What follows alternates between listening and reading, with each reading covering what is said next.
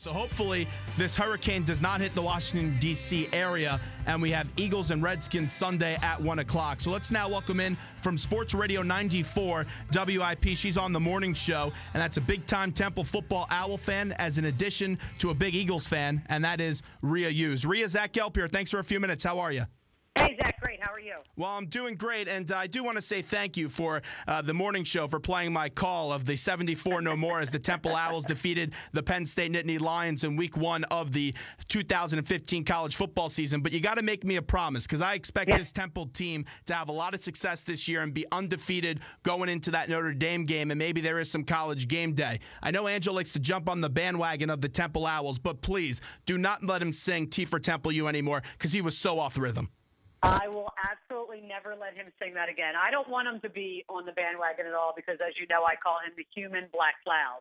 So I prefer he stay not paying any attention to it and just let us enjoy this nice start. You've watched this Temple football team for a long time, and it's been years of disappointment. They've had some success with Al Golden, eventually won that bowl game with Steve Addazio, but it just seems like Matt Rule is the right man for the job, and it was going to be a process. You would have to have some few tough times before you get to the glory days. Has this been the most excited you've ever been for a Temple football team?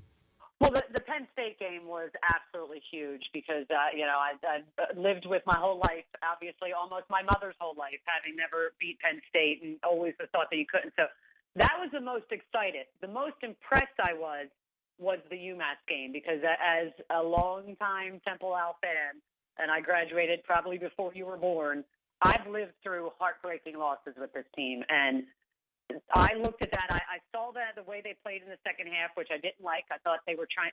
I don't know any team that tries to sit on a 3-point lead, and that's what they were trying to do late in that game. But when they got the ball back and they went on that drive, which was a drive I was looking for the entire second half, that impressed me. The way P.J. Walker played down the stretch, that was the most impressed I was that drive. Especially the way P.J. did play in that game, because they should have had no business of that game even being close. And P.J. did throw 2 interceptions, but he did end up going on that incredible drive after that blocked PAT that got returned for 2 points. But they play Charlotte this Friday. It's their first year in the FBS. This is a week that you just have to go out there and blow out the Charlotte team, correct, Rhea? You just can't look at this team and go, I mean, I know that, what did they give up, 73 points to somebody? I went, is that a basketball score? I wasn't sure about that. You just can't look past that. You're Temple. You cannot look past anybody. And the next 4 games are absolutely winnable. Jahad Thomas has got to hold on to the ball late. I mean, that's been a huge problem. I mean, he's played so well, and then coughing the ball up at really critical times is not good. So he's got to fix that. And the defense just has to play the way they're capable of. That defense is fantastic. So I think if the defense plays as well as they should, I don't think Friday should be a contest. We're spending a few minutes with Rhea Hughes from Sports Radio 94 WIP, the morning show with Angelo Cataldi and the entire morning crew. Let's get to the Eagles. Who knows if this game will even be played on Sunday? I hope it is, as I'm credentialed for the game. I don't want to have to drive down in that bad weather, but let's see if it is even played. However, let's get to the head coach in Chip Kelly. Not a whole lot of confidence from Eagles fans with Chip. I haven't been his biggest supporter, but one thing that really surprised me is they let this Cody Parkey thing linger on for so long, because in preseason and in training camp, he just didn't seem like himself, and it did cost them that Falcons game where he missed that easy 44-yard field goal in a dome. Why do you think Chip waited so long to replace Parkey? I'm surprised because I said it yesterday on our show. I said, this guy hasn't looked good. Really, if you date back to last year, you think, okay, he's a rookie, not used to playing that many games. Maybe he's a little tired. You can give me that excuse. You brought in another kicker in the preseason because you were concerned about the injury. And you're dead right. I mean, no matter how you look at it, how the Eagles came out and played in that first half, they fought back in that game and should have had a lead. I'm surprised that they went with it because, look, kickers get cut and picked up every week in this league. We see it all the time. It can be a very transient position. We got spoiled with David Akers here because he was so good for so long. So, I'm real surprised that now it's completely torn and he's done for the year. And now you're relying on a guy to come in a hurricane. Just seems like the Eagles, Rhea. Welcome to the Eagles, my friend. So, yeah, it should be interesting. Where is your confidence in Caleb Sturgis? Because he's not that good between 40 and 50 yards. I have no idea. I mean, honestly, you won't know until you see him kick. And if the conditions aren't great, can you really evaluate a guy on really poor conditions? But again, you're going to be kicking in the Northeast. Once we get further into winter, conditions are not going to be great. So, I won't be able to tell you that until after I see him kick in a game. Staying with injuries, Gardner's out for the year. They're going to put Tobin in that guard spot. It just seems like this Eagles offensive line, I know they have some good pieces. Peters has been around here for a long time. Kelsey didn't look great in that Cowboys game where he just snapped the ball away, and you still have Lane Johnson. But it just seems like, Rhea, this offensive line, it's really a disaster, and it's going to be more negative than it's going to be positive for the rest of the season. Well, the one point you want to blame Chip for, and it's people want to say, you can give me all the numbers that Evan Mathis wasn't this, wasn't that. What he was a starter along your offensive line, and those other guys were backups. Now you cut him unceremoniously. I mean, that was both sides are wrong in that. I'm not saying Evan was right. I'm not saying Chip was right. Chip has to look at the long-term picture. That's his job, especially now that he's got all the power. If you're going to make those kind of decisions, and Todd Herman's was getting long in the tooth, I get all that. Then why the last 2 years did you not address the offensive line in either free agency or the draft? You just didn't. And I think that was a mistake. So that's the biggest problem I have. That's a line. You're putting DeMarco Murray behind that line, but when he comes from a team that has the best offensive line or one of the best, and you're expecting to do well, and you're putting that line in front of a quarterback who's coming off 2 blown knees. It never made any sense to me that you would kind of ignore that position or that entire line. And that's why this year is so big, because he said 10-6 isn't good enough. I'm going to go out there and get all the power, and you would expect to see an improvement. And I know there's still a long way to go. We're only entering week 4, but I just don't see how they're going to be better than 10-6. If you win a playoff game, then maybe, you get out from the bad start. But still, that's right. The offensive line, the fact that he doesn't address it the last 2 years in the draft is just really unexplainable. Why should fans still trust this guy? Well, they don't have any other choice. Unfortunately, you're in this now, and you just have to hope that this guy is. I'm with you. You know how I feel. I never bought into the genius label, but I also don't think he's the worst coach to ever come along. If he's going to remake this whole roster in his image, and maybe in his mind, he wasn't saying we are going. We're capable of winning the Super Bowl this year. Maybe we're winning it 2 years down the road. But your fear is with this guy is that golden parachute at college is always there. So it's a concern for all Eagles fans on whether or not you should trust them. So you should trust him. That's the biggest worry I have with him.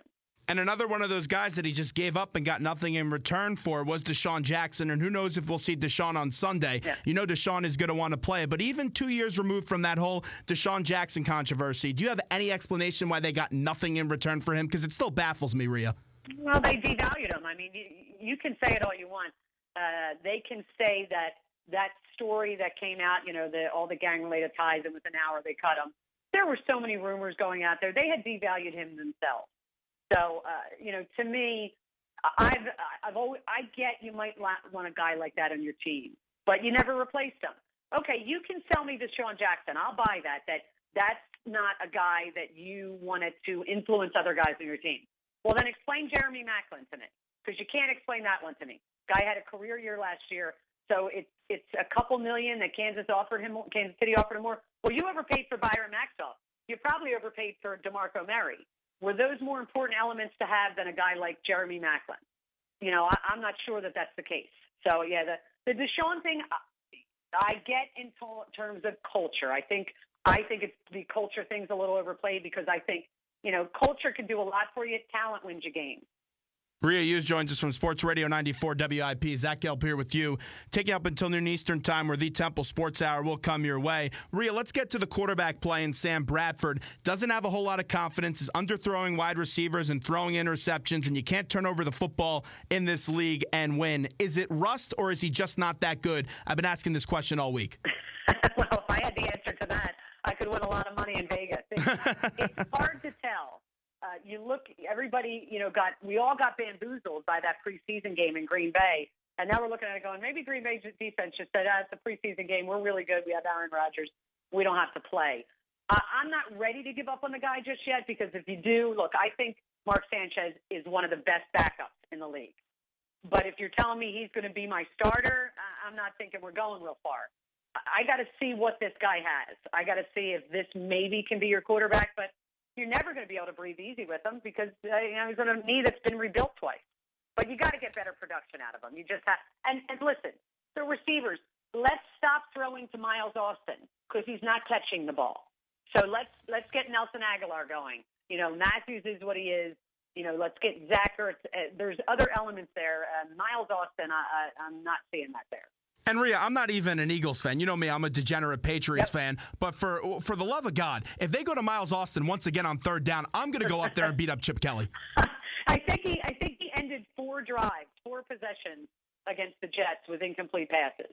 It was so frustrating to watch. So yeah, I mean, to me, if you're going to go forward, let's try. You got to get Aguilar going. That he's a huge key to getting this. And I know he's a rookie, but you got to get him going. On paper, the Eagles should win this game on Sunday, but if it is a sloppy, rainy game, I expect it to be low scoring, something by the score of 14-10, 7-10, something along those lines in favor of the Eagles. However, though, if this is a rainy, sloppy mess, which offense benefits more from it, the Redskins or the Eagles? Well, the Redskins do because of the running game. I mean, they clearly they want to limit what Cousins does because he's not a very. You saw what happened. They got behind the Giants. He had to throw the ball. And that's a recipe for disaster. When they can run the ball with their 2 running backs, they're capable of limiting the mistakes Cousins going to make and clearly keeping the Eagles' offense off the field. So I think that kind of a sloppy game, on paper, you're right. It does. It benefits the Redskins. But I've also, watched games in elements where I've seen the passing game work. So, you never know. But on paper, it clearly benefits the Redskins. Before we let you run, I just want to quickly transition it to the defense. Kiko Alonso, they got some good news on him. He'll be out for probably about another month as there's no structural damage to that ACL on that second opinion. I liked what I saw out of Jordan Hicks. He's been really good in these last 2 games in a tough spot. What are your expectations for Kiko and the rest of this linebacking core for the rest of the year? I don't know what to expect out of Kiko. I mean, they're saying a month, but, I don't know what was great about it. I was curious when they picked Jordan Hicks with the 3rd pick because I thought you needed an offensive lineman there. And at that point, you kind of had your linebackers, at least your inside linebackers, you were good with, short on outside linebackers. But it surely looks like a very, very good pick now since, they lost Kendricks for that game. Who knows how long Alonso is going to be out. And this kid really looks like a playmaker. His biggest problem, the reason he fell to the 3rd round, is he was always injured. If he's a guy who can stay healthy, I mean, that might have been a find that they have in him. So it makes you feel a little bit better about that position. Through 3 weeks, and even though how negative I may sound on the Eagles, I still think they can and will win the NFC East because it's just not that good of a division. I don't really like Kirk Cousins down in Washington. The Cowboys, they're without their 2 big stars in Romo and Bryant. And then the Giants, they don't have that much of a defense, although they do have the offensive power to go out there and win some games. You have to handicap this from here on out, from top to bottom, NFC East. Where do you place the Eagles? Are they still at the top? It's so hard to tell because they didn't play for a half in Atlanta, then played, and Atlanta's looking pretty good. They were horrible against the Dallas team. They looked really good in one half. I'd like to see this team, but all the reasons that you stated, Dallas is without their guys. They still are managing to put up points, which is interesting, though. Who they did it against. But yeah, I'd say I want to throw the Giants in there a little bit. Somebody had asked me when they were 0-2 before all last week's game, which 0-2 team that I think had the best chance of making the playoffs. And I went back and forth, and I picked the Baltimore Ravens, but I really wanted to pick the Giants. I don't know why, but I think with that quarterback and with that coach, I think they might have one more try in them. And so I may go Eagles and Giants in the division just because of the injuries to Dallas. Can't wait for that Monday night game in a few weeks then. Rhea Hughes from Sports Radio 94 WIP. Thanks so much. We appreciate it. You're the best. Anytime, Zach. You got it. There's Rhea Hughes from Sports Radio 94 WIP. Always does a great job on the morning show. And let me just remind you real quickly before we get on out of here. My friends at Peerless Boilers want me to remind you to replace that beast in your basement with an American-made, Energy Star certified Peerless boiler. Peerless is the world's leader in 90% plus efficient boilers, like the Peerless Purifier, the most thoroughly tested high-efficiency boiler in the world. You know the deal by now, folks. I've been telling you about Peerless Boilers for all of my 4 years here in college and even dating back to high school. Go green, get green, save green, and put all that energy cost savings back where it belongs. Where? In your pocket. Check out the brand new WB90 high-efficiency oil-fired boiler. Visit peerlessboilers.com for a dealer nearest you. Visit my friend in Pete Morgan. And remember, Peerless builds America's best boilers. 11:50.